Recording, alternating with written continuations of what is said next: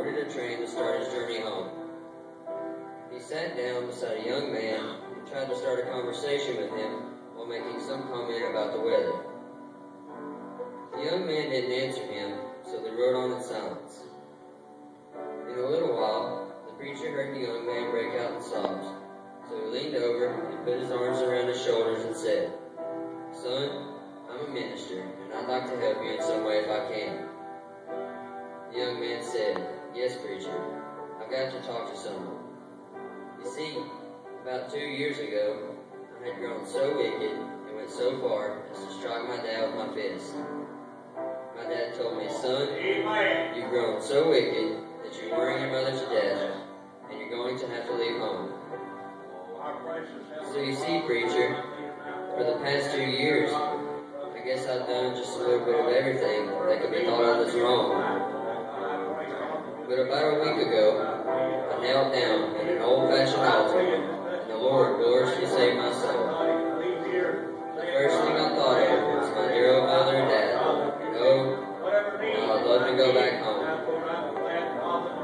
I sat down and wrote my dad a letter and said, 'Dad, if you could find it in your heart to forgive me, please let me come back home.' I told him that I'd be on this train, and if he wanted me to get off, I would.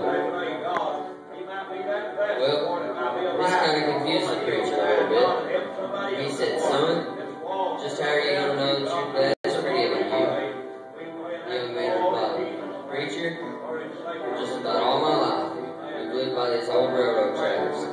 In a little broken down house, and out in that backyard stands an old apple tree. And I told my dad, if he could find it in his heart to forgive me, just to have a white flag and that old tree, and I'd get off.' In a little while, the preacher heard the young man break out in sobs again. The young man said, 'Preacher, I'm almost home, but I can't bear to look. Almost home, preacher, but I can't bear to look.' The preacher said, 'Son, that'll be all right.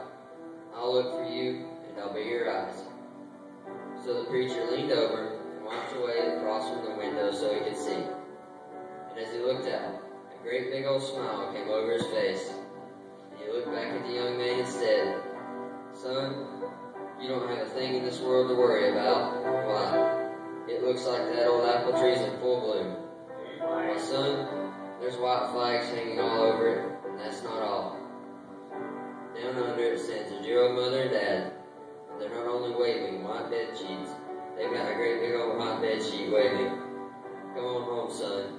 We still love you. Come on home.'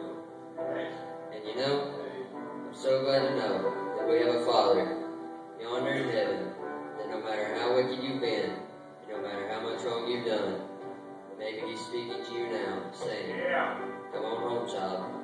Come on home.'"